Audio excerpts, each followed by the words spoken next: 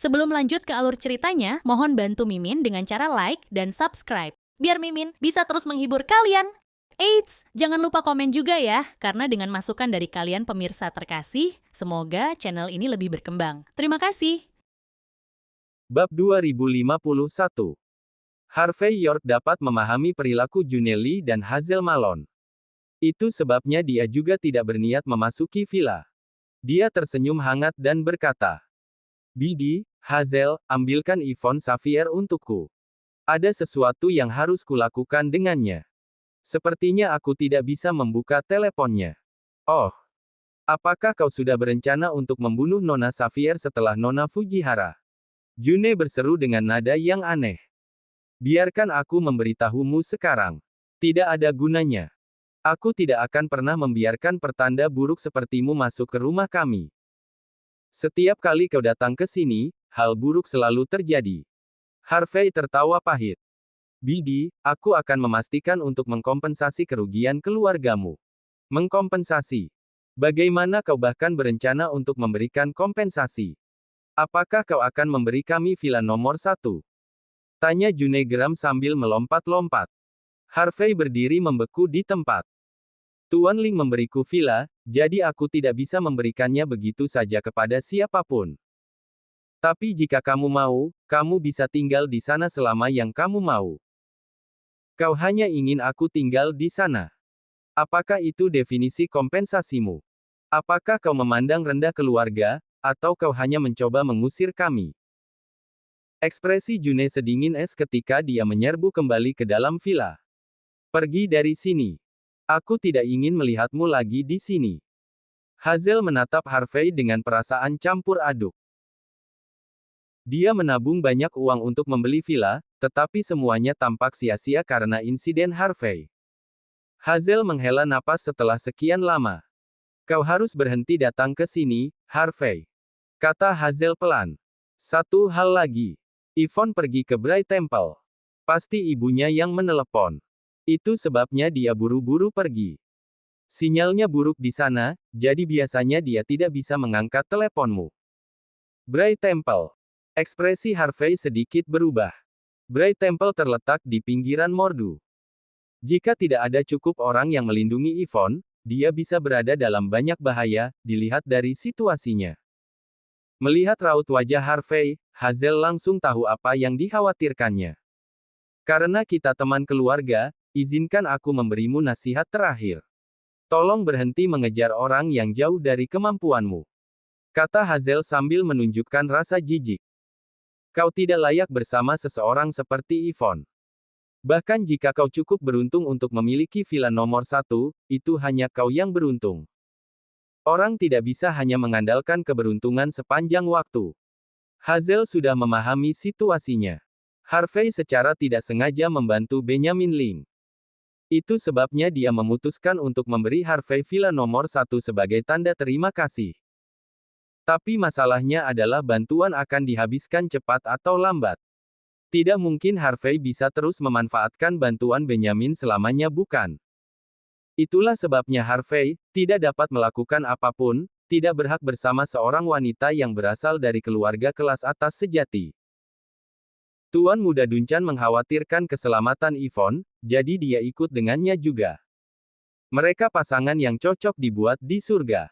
Jadi, jangan coba-coba merusak hubungan mereka. Harvey berbalik dan pergi tanpa mengucapkan sepatah kata pun. Hazel membeku. Dia tahu bahwa Harvey akan membuat lebih banyak masalah di Bright Temple. Setelah dengan panik mengubah ekspresinya, Hazel segera kembali ke dalam villanya untuk mengambil tas tangannya sebelum mengejar Harvey. "Kau pergi ke Bright Temple kan? Aku akan ikut denganmu. Jangan melakukan sesuatu yang sembrono."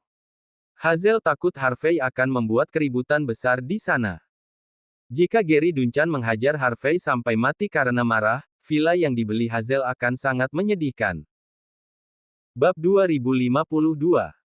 Setengah jam kemudian, Harvey York dan Hazel Malone tiba di Bright Temple. Harvey menunjukkan ekspresi serius ketika dia dengan sembarangan menghentikan mobil Hazel di tengah jalan sebelum bergegas keluar. Hazel benar-benar tercengang. Ini adalah pertama kalinya dia melihat seorang pria yang begitu kasar, membuatnya memarkir mobilnya sendiri. Tapi dia tidak punya pilihan. Rolls-Royce merah muda dibeli dengan pinjaman, jadi dia memiliki tutup mobil yang benar. Akan sangat memilukan melihat mobilnya tergores. Pada saat yang sama, Yvonne Xavier sudah berada di aula utama Bright Temple. Patung Tritunggal Maha Kudus dilapisi kertas emas, membuatnya tampak sangat mewah. Meskipun cara hidup religius ini tidak bisa dibandingkan dengan agama Kristen, Bright Temple sangat terkenal di seluruh Mordu karena Chief Leonard Bray sendiri. Cukup banyak keluarga yang kuat dan pengusaha kaya akan masuk dan keluar dari pesawat semua. Yvonne dengan hormat menyalakan dupa, lalu berlutut dan menarik undian. Tongkat kayu berlabel normal ditarik. Semuanya sama saja di dunia ini. Jangan serakah bahkan terhadap hal-hal kecil. Seseorang mungkin dilahirkan dengan keuntungan, tetapi seseorang harus tetap berkembang untuk mengejar hasil.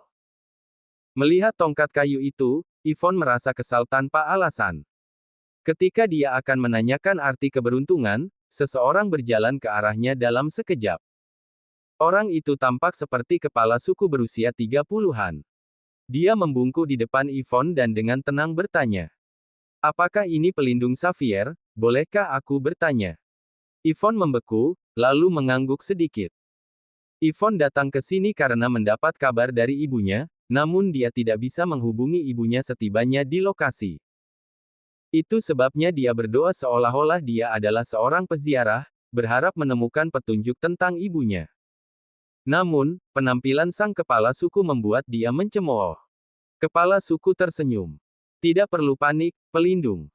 Apakah seseorang meminta untuk bertemu denganmu di sini? Yvonne pergi sedikit mengangguk tanpa memberikan jawaban langsung. Kepala suku terus tersenyum. Kalau begitu, orang yang ditakdirkan untuk kamu temui seharusnya berada di halaman belakang kuil. Tolong pergilah. Yvonne sedikit mengernyit, lalu kembali menatap Gary Duncan, bersandar di pintu masuk kuil dengan tangan bersilang. Terima kasih, kepala suku. Kata Yvonne dengan tenang. Setelah berjalan melewati patung Kudus Trinity melalui koridor yang sangat sempit di bawah panduan kepala suku, semua orang datang ke halaman yang sangat terpencil. Halaman kecil itu tampak sangat kuno. Lingkungan tampak tenang. Tapi tempat ini biasa digunakan para peziarah untuk menginap. Tidak ada orang di sana. Yvonne sedikit mengernyit, lalu memelototi kepala suku dengan ekspresi dingin yang ditunjukkan di wajahnya.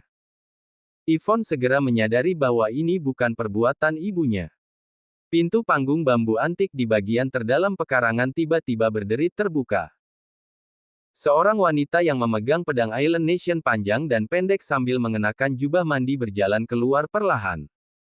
Islander dengan hormat membungkuk, lalu berkata pelan. Nona Xavier. Merupakan berkah terbesarku untuk bertemu denganmu di sini. Yvonne mengernyit. Dia melihat ke belakang dan menyadari bahwa pintu sudah ditutup. Ekspresi panik berubah, namun dia tidak melakukan hal yang gegabah. Kaulah yang ingin bertemu denganku. Yvonne bertanya dengan dingin. Di mana ibuku? Asuka tersenyum hangat dan menjawab. Ibumu pasti masih di penjara di rumah keluarga Smith. Kupikir kau tahu, tapi ternyata kau tidak. Dalam keadaan ini, tidak akan sulit untuk mengirimimu pesan dengan telepon ibu sekarang bukan? Asuka menunjukkan ekspresi menyedihkan saat dia perlahan menyematkan pedangnya tepat di samping pinggangnya. Karena semuanya sudah dijelaskan kepadamu, izinkan aku mengirimkan jalanmu, Nona Xavier. Bab 2053. Yvonne Xavier sedikit menggelengkan kepalanya. Nona Asuka, kan? Kau belum menjelaskan semuanya. Misalnya, siapa yang mengirimmu ke sini? Apakah itu Hector Thompson? Atau Sakura Miyamoto? Asuka menunjukkan senyum hangat. Kau terlalu banyak bertanya. Tapi karena kau juga seorang wanita, aku akan memberitahumu sesuatu yang mungkin membuatmu penasaran. Kau benar-benar wanita yang cantik, Nona Xavier. Kau harus cukup percaya diri untuk berpikir bahwa pria bahkan tidak tega menyakitimu. Murid Yvonne berkontraksi sedikit. Tapi seorang wanita pasti akan pergi ke atas dan keluar untuk berurusan denganmu. Jangan salahkan kami, Nona Xavier. Salahkan dirimu sendiri karena tidak beruntung, menarik perhatian Tuan Muda Thompson seperti itu. Tangan kanan Asuka bertumpu pada gagang pedang panjangnya saat dia berbicara. Pada saat yang sama, 4 Islander lagi yang mengenakan jubah mandi sambil memegang pedang panjang Island Nation muncul di halaman belakang, memotong semua rute pelarian Yvonne. Yvonne mengerutkan kening sambil menatap kepala suku yang memimpin jalan. Ini adalah tempat suci, kepala suku. Aturan bumi berlaku di sini. Seru Yvonne pelan. Aku penasaran. Mengapa kamu bersatu dengan beberapa Islander untuk menyakitiku? Kepala suku tersenyum. Orang-orang di sini perlu membayar makanan dan minuman juga, pelindung. Jalan-jalan di kuil itu bagus, tentu saja, tapi uang lebih praktis dari itu. Apakah kamu setuju? Kamu ada benarnya. Yvonne menghela nafas, lalu mengeluarkan ponselnya untuk menghubungi nomor secara diam-diam. Asuka tersenyum. Nona Xavier, kau boleh melakukan panggilan telepon sebanyak yang kau mau. Tapi aku harus memperingatkanmu bahwa kami telah memblokir sinyal di sekitar sini. Kau tidak akan bisa menelepon. Ekspresi Yvonne dengan panik berubah saat dia melirik ponselnya. Memang tidak ada sinyal. Yvonne meletakkan ponselnya dan maju selangkah. Bahkan sinyalnya diblokir. Kalian semua harus bertekad untuk membunuhku hari ini. Sekarang aku benar-benar penasaran. Hector berkata bahwa dia tidak akan menyentuhku untuk saat ini, tetapi Xindan Wei mengambil kebebasan untuk membunuhku. Apakah kau tidak takut merusak hubungan antara Hector dan Xindan Wei jika masalah ini terungkap? Asuka perlahan menghunus pedang panjangnya, lalu memolesnya dengan handuk yang dibawanya. Nona Xavier, kau melebih-lebihkan diri sendiri. Kata Asuka.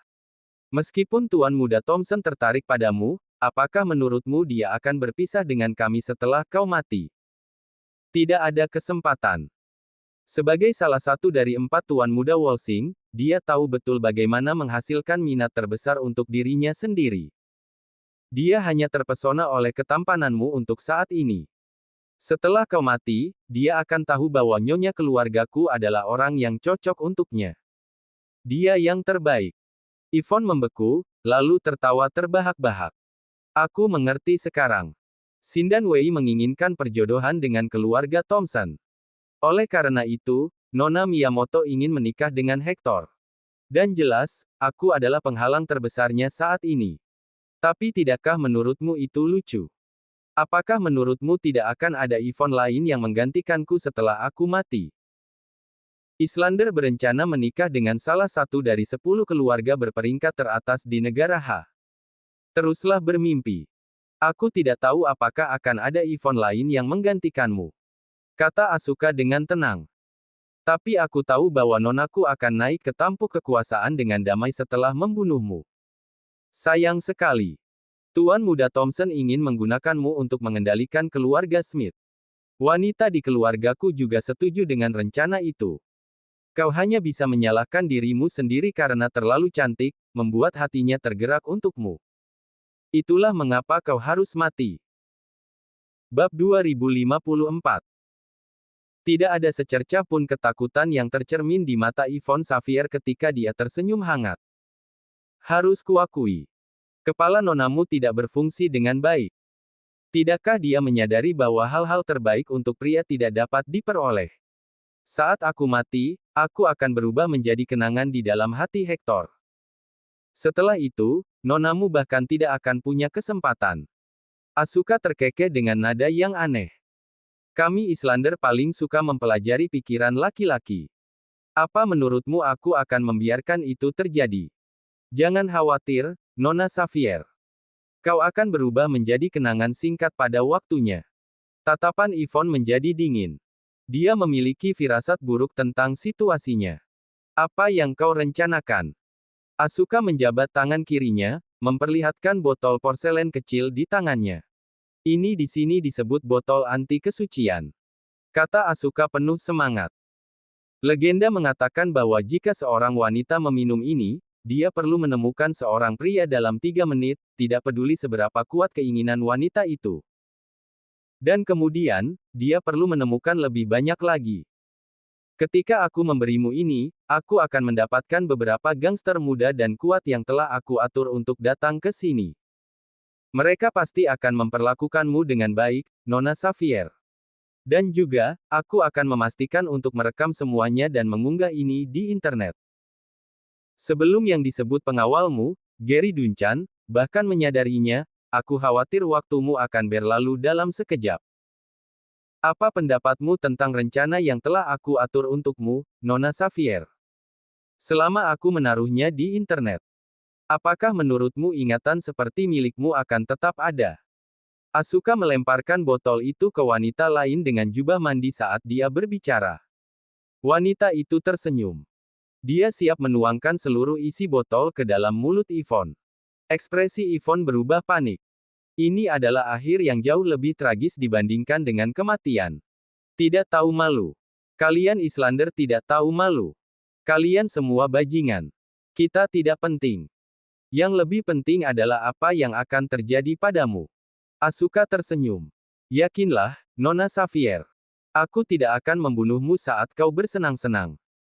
Kalau kau sudah selesai, aku akan memenggal kepalamu sendiri dan memolesnya dengan jeruk nipis. Kau akan menjadi cindera mata yang sempurna saat aku kembali ke Island Nation.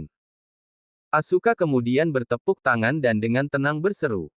Chief, bawa para gangster ke sini.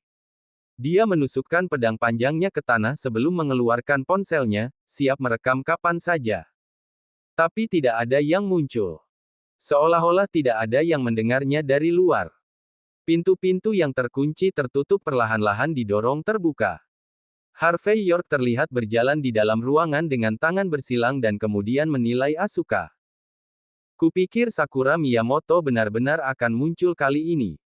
Aku tidak menyangka akan bertemu dengan orang lain. Aku harus mengakui bahwa eksekusi Islander jauh di luar dugaanku. Aku baru saja membunuh sejumlah besar Islander, tetapi masih ada orang di sini yang siap untuk mengambil tindakan terhadap Yvonne kapan saja. Tapi Tuhan punya rencana yang lebih baik. Kau pikir Yvonne akan terbujuk untuk datang ke sini sendiri, tapi kau tidak berpikir bahwa aku akan mendapat kabar dan muncul secepat yang aku bisa. Apa kau tahu kenapa? Itu karena aku tahu betul bagaimana kalian Islander bertindak. Karena kalian ingin mengambil tindakan, tidak mungkin kalian hanya punya satu rencana.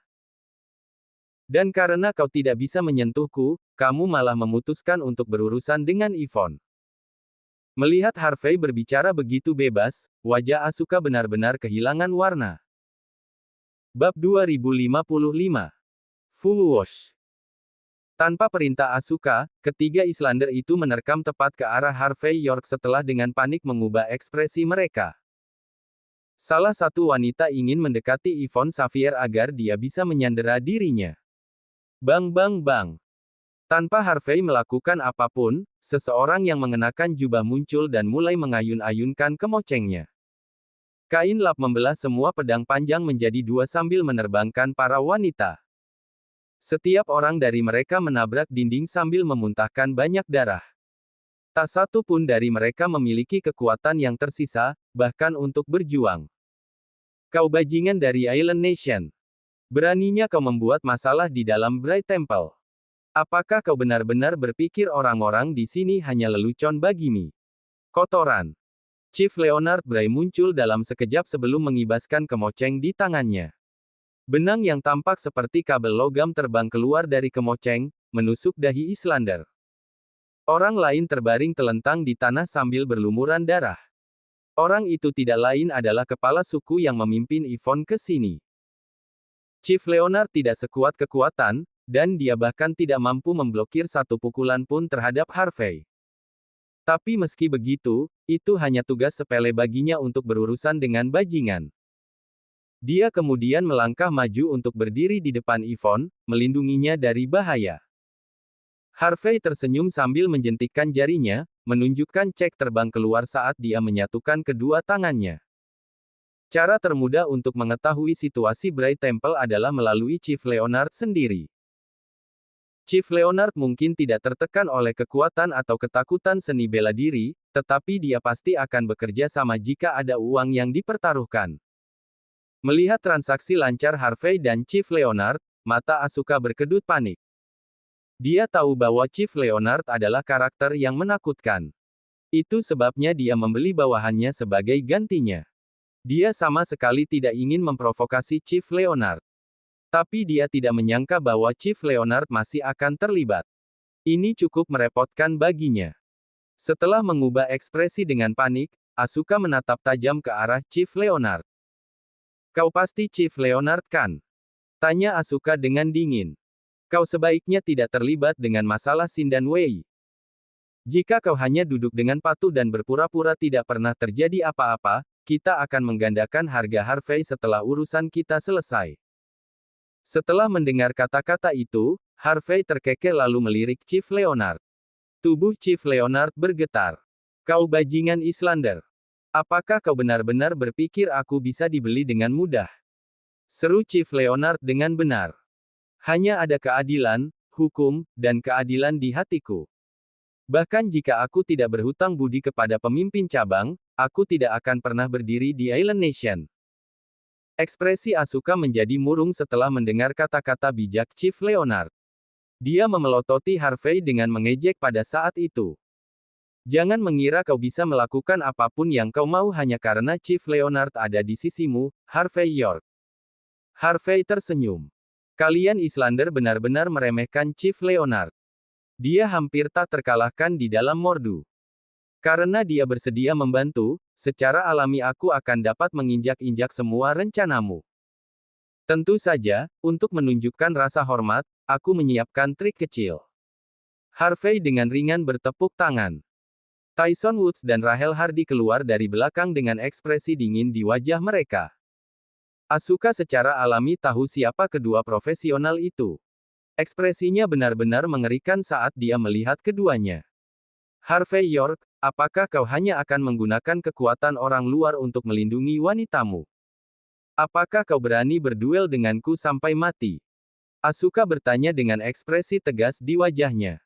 Dia tahu bahwa dia berada di tempat yang sulit. Dia memiliki keyakinan bahwa dia dapat memotong Harvey menjadi dua jika dia menerima duel tersebut. Ini adalah keberanian yang dimiliki Asuka. Bab 2056. Melihat Asuka seolah-olah dia adalah anak kucing kecil yang mencoba pamer, Harvey sama sekali tidak terganggu. Kau bahkan tidak layak melawanku. Kata Harvey York dengan tenang. Biarkan aku melihat kekuatanmu, Tyson. Tyson Woods mengangguk, lalu menunjukkan sedikit semangat juang di matanya. Usai pertarungan tadi malam, Tyson telah memantapkan latihannya. Dia meletakkan tangan kanannya di gagang pedangnya, lalu maju selangkah. Seluruh tubuhnya terbang tepat ke arah Asuka seperti sempit. Seorang gangster biasa berani berduel denganku. Kau pasti punya keinginan mati. Asuka terkekeh dingin. Dia adalah seorang profesional yang luar biasa bahkan dibandingkan dengan sekelompok orang yang dikirim oleh Xin dan Wei ini. Dia sangat percaya diri dengan kekuatannya sendiri. Dia percaya bahwa dia akan mampu mengalahkan siapapun dalam duel. Full wash. Cahaya terang melintas di udara mengiringi ayunan pedang panjang Asuka tepat ke tenggorokan Tyson. Ilmu pedang Island Nation tidak pernah tentang keanggunan. Pukulan cepat dan tegas adalah prinsip ilmu pedang mereka, mirip dengan beberapa seni bela diri lainnya. Tyson pasti akan mati jika serangan seperti ini mendarat. Sayang sekali pedang Tyson lebih cepat dari pedang Asuka. Tepat ketika bila Asuka hendak bersentuhan dengan tenggorokan Tyson, dia bergoyang ke samping, menyebabkan pukulannya meleset sama sekali. Bersamaan dengan suara dentingan keras, Tyson menjabat tangan kanannya. Dia tahu ilmu pedang juga. Ketidakpercayaan ditunjukkan di seluruh wajah Asuka. Dia tidak punya waktu untuk menghindari serangan itu. Angin sepoi-sepoi bisa dirasakan di tenggorokannya segera setelah itu. Puff! Darah menyembur keluar dari tenggorokan Asuka. Hanya satu serangan yang diperlukan untuk mengakhiri pertempuran. Apa yang disebut profesional dari Island Nation itu tidak cocok sama sekali.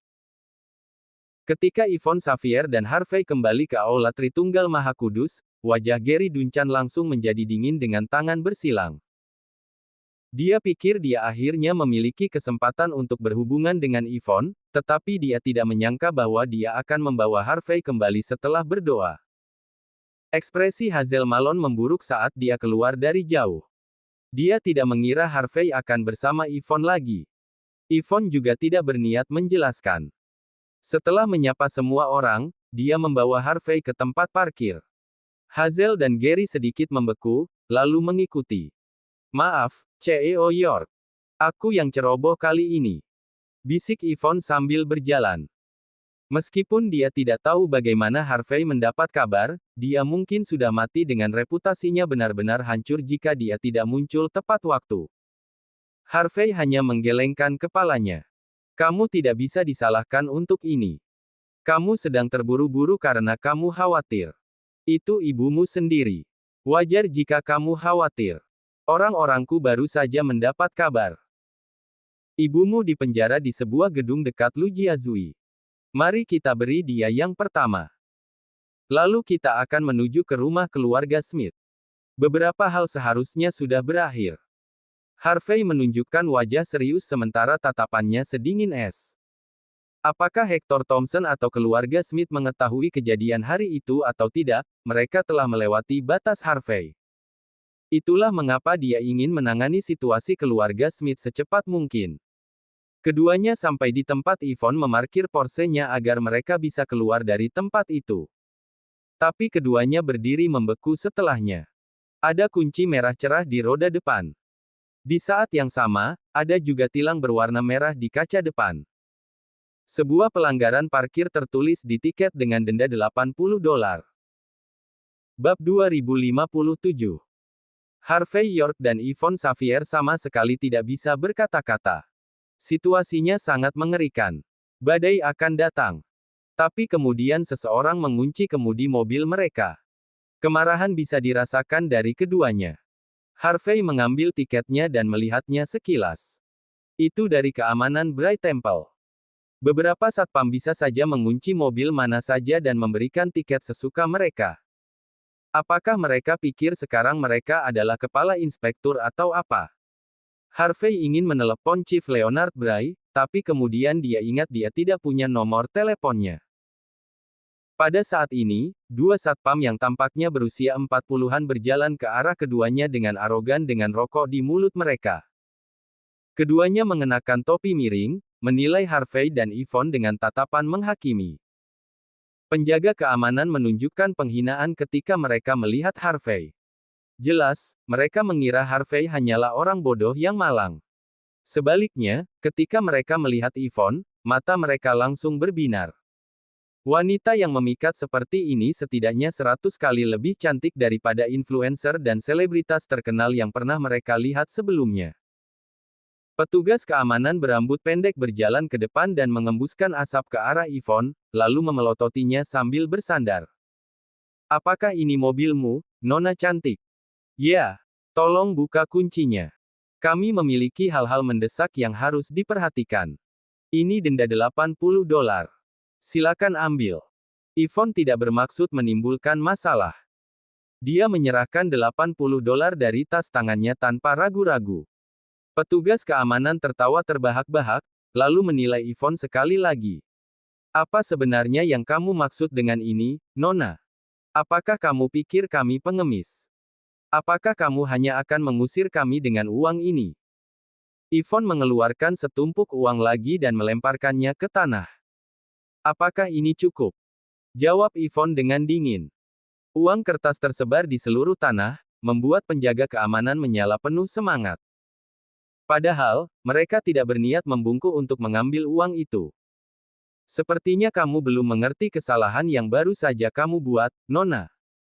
Seru satpam berambut pendek. Apakah kamu pikir kami mengunci mobilmu hanya untuk memberimu denda? Izinkan aku memberi tahumu sekarang. Mobilmu dikunci karena kamu memarkir mobil secara ilegal. Dan menurut undang-undang, kami dapat segera memberitahu polisi untuk menangkapmu. Apakah kamu mengerti? Kamu pikir kamu ini siapa, mengejek dengan melemparkan uangmu ke kami seperti itu? Aku memperingatkanmu sekarang. Ambil uangnya dan tulis ulasan di ruang keamanan untuk mengakui kesalahanmu. Baru setelah itu kamu akan diizinkan pergi.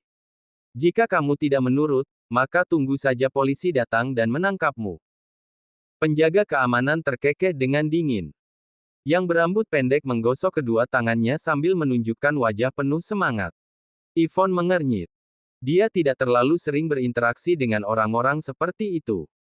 Dia tidak berpikir bahwa penjaga keamanan bisa menjadi setidak tahu malu ini. Mengapa mereka bahkan membesar-besarkan masalah sepele seperti itu? Hanya karena mereka memiliki sedikit otoritas, mereka tidak akan berhenti memamerkannya. Harvey maju selangkah dan berkata dengan tenang. Cukup. Ambil uangnya dan pergi. Mari kita akhiri di sini. Aku sedang dalam suasana hati yang buruk sekarang. Aku tidak ingin berdebat dengan kalian. Kau sedang bad mood. Ekspresi penjaga keamanan menjadi dingin. Kau tidak ingin berdebat dengan salah satu dari kami, katamu. Apa hak pria simpanan sepertimu, harus pamer di depan kami? Biarkan aku memberitahumu sekarang. Jika kalian berdua tidak datang ke ruang keamanan sekarang juga, kalian harus membayarnya. Bab 2058. Kata-kata besar seperti itu datang dari seorang penjaga keamanan. Apakah kau pikir kau adalah raja atau semacamnya? Kata Harvey York dengan tenang. Pertama, kau meminta uang, dan kemudian kau ingin kami ikut denganmu. Kau tidak benar-benar berpikir bahwa kau mewakili hukum sekarang kan? Petugas keamanan mengeluarkan walkie-talkie-nya dan berbicara sebentar. Segera, selusin penjaga keamanan lainnya muncul entah dari mana. Mereka semua memandang Harvey dengan main-main tetapi dipenuhi cemoohan.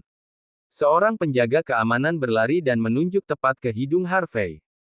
Biarkan aku memberitahumu sesuatu. Aku hukum di tempat parkir ini. Dia berseru dengan dingin. Baik. Harvey mengangguk, lalu maju selangkah dan mengayunkan telapak tangannya. Tamparan. Penjaga keamanan terdepan segera dikirim terbang, menabrak tepat ke mobil saat ledakan keras bergema. Sirene berbunyi di mana-mana di sekitar tempat parkir. Harvey bahkan tidak memandang satpam yang diterbangkan. Dia mengeluarkan beberapa kertas tisu dan mulai menyekat tangannya. Kau cukup berani, pamer di depanku seperti itu. Kata Harvey dengan tenang. Harvey menunjukkan tatapan tajam saat dia mengucapkan kata-kata itu dengan acuh tak acuh, membuat mata para penjaga keamanan berambut pendek itu berkedut tanpa henti. Dia akan selalu bertindak sangat mendominasi di tempat parkir. Mereka tidak pernah menjadi orang yang berani menantang otoritas mereka. Dia melambaikan tangannya di saat berikutnya. Selusin penjaga keamanan lainnya mengeluarkan tongkat dan taser mereka dan dengan mengancam menerkam tepat ke arah Harvey. Harvey tidak mundur. Dia maju selangkah dan mengayunkan tangan kanannya, menamparkan setiap penjaga keamanan. Tampar, tampar, tampar. Serangkaian tepukan bergema sebelum para penjaga keamanan itu jatuh tersungkur di tanah. Beberapa dari mereka bahkan tidak bisa berdiri setelah kram karena tamparan Harvey. Hazel Malone dan Gary Duncan baru saja tiba dari jauh. Setelah melihat pemandangan itu, kedua rahang mereka benar-benar jatuh. Hazel tidak pernah mengira Harvey akan segalak ini, berani menghajar orang di tempat parkir. Tapi ini tempat parkir Bright Temple. Peziarah mana yang tidak akan tetap patuh dan hormat? Bahkan beberapa orang kaya, yang berkunjung, akan memberi hormat kepada petugas keamanan ketika mereka berdoa di sini. Petugas keamanan bekerja untuk Chief Leonard Bray, bagaimanapun juga. Tapi Harvey malah berani menghajar mereka. Satpam berambut pendek itu menyadari betapa kuatnya Harvey dan meminta bantuan lebih banyak melalui walkie-talkie-nya sebelumnya. Selusin tinggi dan penjaga keamanan yang kuat segera berlari ke depan. Selain mereka, ada juga beberapa kepala suku yang terlihat sangat terlatih. Mereka semua menunjukkan ekspresi sedingin es. Orang-orang itu bergegas maju bahkan tanpa memikirkan identitas Harvey. Jelas, mereka ingin menjatuhkannya terlebih dahulu sebelum mengajukan pertanyaan nanti. Tampar, tampar, tampar. Harvey tidak terganggu sama sekali, maju selangkah lagi dan terus mengayunkan tangan kanannya. Bersamaan dengan pergerakannya, belasan satpam lainnya diterbangkan. Ketiga pemimpin yang tampaknya cukup cakap semuanya menahan napas, lalu menerkam ke arah Harvey setelah menunjukkan isyarat. Gerakan mereka sederhana, tetapi juga sangat kuat. Setiap serangan yang mereka lakukan dirancang untuk membunuh. Tetapi bahkan sebelum para kepala suku menyelesaikan gerakan mereka, Harvey telah mengirim mereka masing-masing terbang dengan tendangan. Semakin baik lawan Harvey, semakin buruk mereka semua pada akhirnya. Orang yang tampaknya paling mampu batuk banyak darah dan pingsan setelah Harvey mengirimnya terbang. Harvey benar-benar tak tertandingi. Melihat Harvey semakin dekat setelah mengirim semua orang itu terbang, satpam berambut pendek itu sangat ketakutan. Dia terhuyung ke belakang sambil ketakutan setengah mati. Kau akan mengalami nasib yang lebih buruk daripada kematian jika kau menyakiti kami, bocah. Bab 2059. Hazel juga bereaksi pada saat bersamaan. Dia berteriak dari kejauhan. Harvey, jangan lakukan itu. Jangan lakukan itu. Kepala keamanan adalah kerabat Chief Leonard Bray. Jika kau menyakitinya, maka masalah hari ini tidak akan pernah terselesaikan. Keamanan dengan potongan cepat mendengar pernyataan Hazel dan juga bereaksi tepat waktu. Kelopak matanya langsung berkedut dan dia berkata dengan cepat. Benar. Chief Leonard Bray adalah pamanku. Kau tidak bisa memukulku. Apakah kau tahu seberapa kuat pamanku? Dia dikenal luas di Mordu sebagai yang tak terkalahkan. Jika kau berani menyakitiku, dia akan menjatuhkanmu hanya dengan satu tangan. Tiga kata, Chief Leonard Bray, memiliki pencegahan besar di Mordu. Itu juga merupakan perisai terbesar bagi penjaga keamanan ini untuk digunakan saat mereka bertindak sesuka hati. Dalam keadaan normal, mereka kasar dan korup, dan melakukan apapun yang mereka inginkan dengan menggunakan nama Leonard Bray sebagai perlindungan. Namun Harvey tidak memiliki rasa takut sedikit pun terhadap identitas yang bisa mengintimidasi banyak orang ini. Keamanan dengan potongan kru mundur lagi. Wajahnya terlihat jelek. Apa yang akan kau lakukan? Apa yang kau coba lakukan? Tamparan.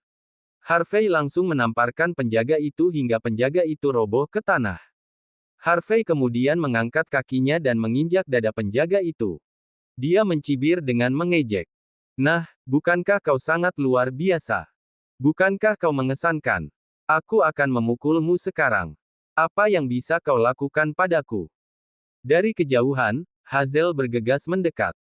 Namun, dia tidak bisa mendekat dan hanya bisa berjingkrak, gelisah. Harvey, kau tahu apa yang kau lakukan? Kau dalam masalah. Kau dalam masalah besar sekarang. Yvonne, cepat hentikan Harvey. Pria itu benar-benar kerabat jauh Chief Leonard Bray. Siapa yang bisa memikul tanggung jawab jika terjadi sesuatu padanya? Hazel sangat marah. Harvey tidak mengerti bobot tindakannya yang sembrono. Yvonne juga sama, dia tidak mengetahui keseriusan masalah ini dan tidak memahami posisinya sendiri. Kalian benar-benar mencoba bunuh diri. Yvonne acuh tak acuh. Dia awalnya ingin membujuk Harvey untuk tenang dan menyelesaikan semuanya dengan sedikit kemeriahan, tetapi sekarang, dia tidak mau repot untuk mengatakan apapun. Ketika Yvonne mengabaikan Hazel, Hazel kembali ke Harvey, dia mendesis dengan marah. Harvey, jangan berani main-main. Kau tidak bisa memikul tanggung jawab. Harvey berbicara dengan acuh tak acuh. Aku suka melihat tanggung jawab seperti apa yang tidak bisa aku tanggung hari ini. Dia memindahkan kakinya ke kepala penjaga dan menginjak keras. Detik berikutnya, penjaga menjerit kesakitan, suaranya mirip dengan ratapan babi yang disembelih. Semua orang yang hadir tercengang. Kekejaman Harvey melampaui imajinasi mereka, dan penjaga keamanan yang tergeletak di lantai tidak berani bangkit kembali. Mereka bisa merasakan merinding di sekujur tubuh mereka. Bangun dan berlutut dengan benar, atau aku akan mematahkan kedua kakimu. Harvey memerintahkan, acuh tak acuh. Mungkin karena kerasnya Harvey, satpam berpotongan cepat tidak berani membantah sama sekali. Dia hanya bisa menegakkan tubuhnya dan berlutut dengan patuh, gemetaran. Tamparan. Harvey menamparkan penjaga lagi. Keamanan termasuk dalam sektor jasa, melindungi keselamatan satu pihak. Tamparan.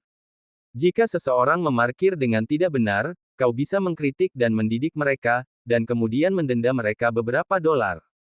Tamparan. Tidak ada yang akan melanggar aturan dengan sengaja kecuali mereka harus melakukannya.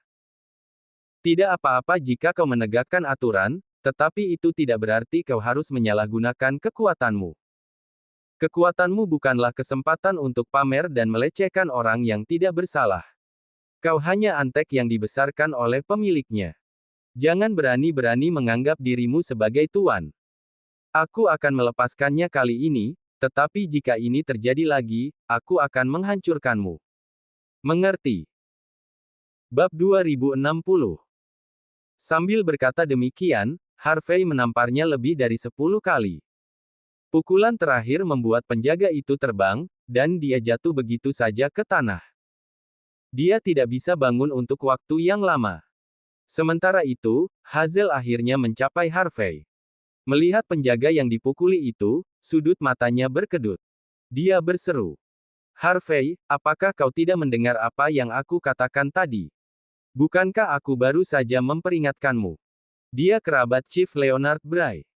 Jika kau menyakitinya, akan ada yang harus dibayar. Saat ini, sudah banyak orang yang mampir untuk menyaksikan keseruan tersebut. Mereka senang melihat Harvey memberi pelajaran yang baik kepada semua penjaga keamanan yang sombong itu. Banyak orang sering datang mengunjungi Bray Temple. Karena itu, seringkali tidak ada tempat parkir yang cukup. Namun, para satpam ini sengaja mengurangi jumlah tempat parkir hanya untuk mendenda orang lain dan bahkan mengambil kesempatan untuk melecehkan peziarah perempuan. Mereka juga telah menipu banyak peziarah. Meskipun demikian, semua orang datang ke sini untuk mempersembahkan dupa.